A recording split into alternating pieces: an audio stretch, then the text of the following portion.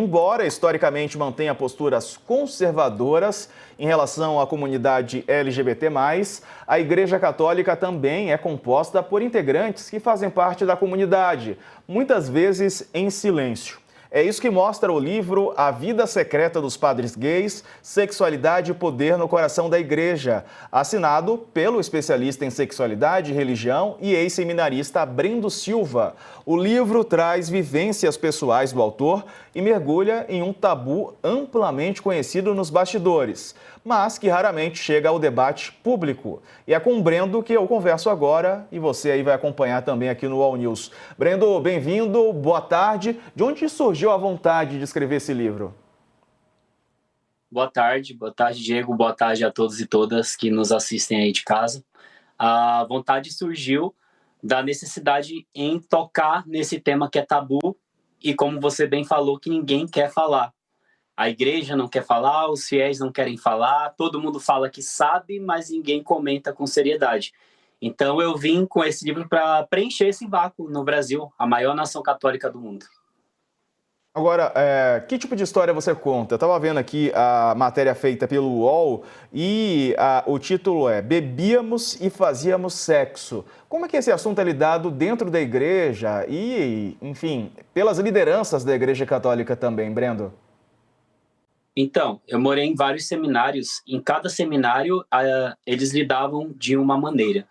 Essa informação que eu trouxe para a jornalista da bebida foi de um encontro que a gente teve uma vez numa chácara no interior de São Paulo, de um grupo, uma sociedade secreta composta por padres e seminaristas gays. A gente se reunia, tinha esses encontros, às vezes presenciais em chácaras, e lá de fato aconteciam essas coisas. A igreja lida com essa realidade da homossexualidade no clero de uma maneira contraditória, dúbia, ora dizendo que é errado, que vai punir, que vai mandar embora, ora incentivando e até silenciando, né, diante de vários casos de seminaristas que namoram com outros ou que namoram com padres. E é uma coisa assim generalizada. Eu morei em vários estados e em vários seminários diferentes, e em todo local que eu ia, a maioria dos padres seminaristas eram gays. Era uma coisa assim, bem banal mesmo na igreja. Agora, Brendo, você pode contar uma dessas histórias aqui pra gente? É claro, sem antecipar todo o conteúdo do livro, mas alguma dessas histórias, pelo menos aquela que tem causado alguma repercussão dentro e fora da igreja? Eu vou contar uma história que está no livro, mas que ainda não abordei nas entrevistas. Bom, um desses padres que eram gays com vida sexual ativa, uma vez me levou para viajar para o estado dele, no Espírito Santo. E lá ele saiu à rua caçando rapazes para sexo grupal. Nessa oportunidade, ele foi numa feira que vendia cinturões e roupas e começou a dar ideia em alguns garotos pobres que ali trabalhavam. E os garotos rapidamente entenderam o que o padre queria, trocaram o telefone e na mesma noite o padre foi comigo, seminarista, e esses dois garotos no carro para um motel. Uma história assim que parece totalmente inconcebível para quem não conhece os bastidores da igreja, né? Em como a maioria esmagadora do clero tem essa vida sexual ativa, fora dos altares, fora dos holofotes. Agora, Brendo, essas histórias que você conta, que você vivenciou e tudo mais, isso tem motivado alguns ataques, né? Eu vi uma reportagem que conta que você tem sido alvo de ataques mesmo e até de ameaças. Sim, Diego, um dos ataques que eu recebo diariamente é das pessoas falando: esse aí só quer ganhar dinheiro, esse aí só quer vender livro. Gente, quem seria o maluco de escrever um livro, gastar um ano da sua vida e investir recursos próprios que no final não queira vender o livro? É óbvio que eu quero vender livros.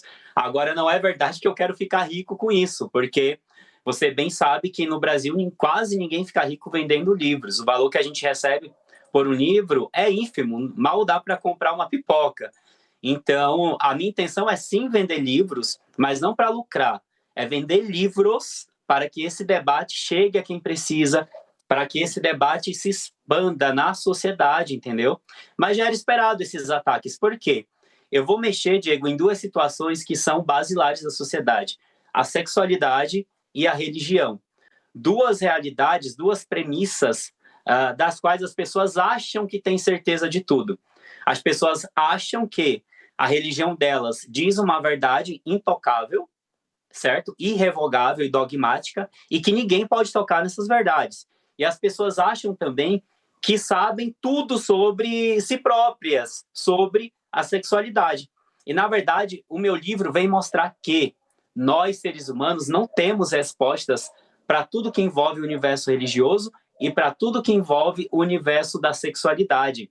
São temas muito delicados, muito cheios de nuances, muito complexos e polêmicos, mas que mexem aí nessas bases da sociedade, né? A religião é a grande moldadora da nossa cultura, influencia a ideologia da sociedade, inclusive a política.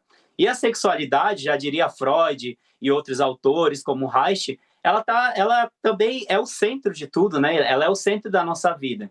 Se a gente não está bem resolvido com a sexualidade, a gente pode também encontrar vários problemas. E aí, o que eu venho fazer no livro? Unir essas duas coisas, mexer nessas duas feridas, num tema muitíssimo delicado, num recorte muito delicado, e lógico que teria essa reação. Porém, eu não sou o inventor desse debate sobre os padres gays. Talvez eu seja o pioneiro aqui no Brasil, mas autores como Frédéric Martel, lá na França, o padre Donald Cozzens, jesuíta, lá nos Estados Unidos, já falaram sobre essa questão dos padres gays. Inclusive, o padre Donald fala que a grande crise da igreja, olha só que interessante, a grande crise da igreja deste século é uma crise de sexualidade, e que essa crise de alma da igreja só vai ser solucionada quando ela falar com seriedade sobre a orientação sexual do seu corpo. Ele fala também que o clero se tornou uma profissão homossexual. Isso é um padre que fala, um padre atuante, que faleceu recentemente, mas faleceu enquanto padre, né, um intelectual. Ou seja, o que eu falo não é uma invenção, é algo que todo mundo sabe, mas que precisa ser debatido com seriedade. A gente precisa trazer para a mesa e pautar a sexualidade dos homens da igreja. Por quê? A igreja, desde o colonizador, está pautando a sexualidade da sociedade brasileira.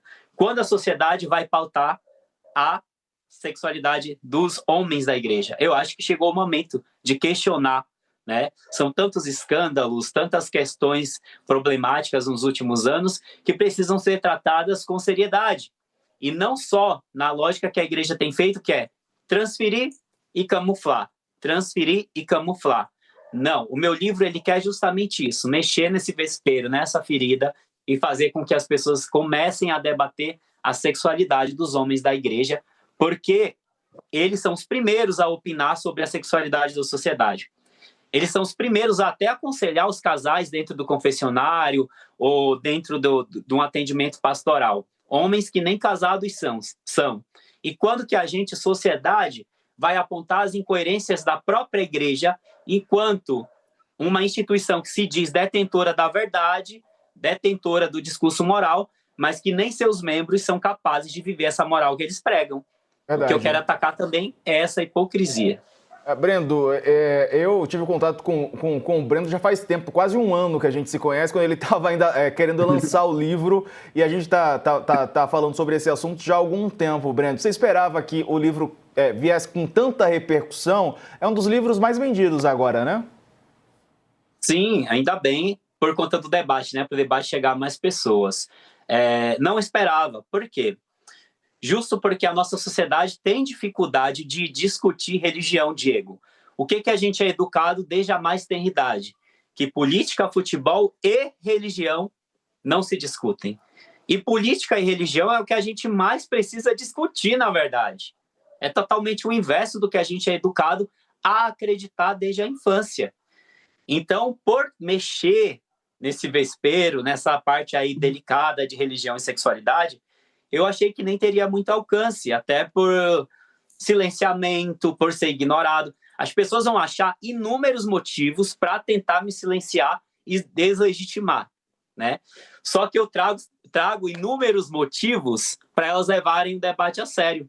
Eu trago centenas de referências no livro, centenas de notas de rodapé, corroborando com o que eu falo. Então, ao mesmo tempo que eu sou atacado de todas as maneiras, eu tenho a verdade do meu lado, eu tenho as fontes ao meu lado, eu tenho mais de 20 pessoas, entre padres, seminaristas e ex-seminaristas e especialistas no livro, que também corroboram com tudo que eu falo. Boa. Seria insano eu criar isso do nada para vender, para aparecer. Se eu estou aparecendo ou tendo algum destaque nesse tema, é por trazer um debate urgente, necessário e algo que eu vivi, que foi a minha vida. Se eu não posso falar nem da minha vida mais, da minha história, do que eu poderia falar. Boa. Então, eu acho que é extremamente necessário falarmos, sim, sobre a sexualidade dos homens da igreja que ditam a moral da sociedade. Obrigado. Brendo Silva, autor do livro A Vida Secreta dos Padres Gays. Obrigado por nos atender, Brendo. Um abraço para você, viu? Bom fim de semana. Obrigado pelo convite e a todos que assistiram.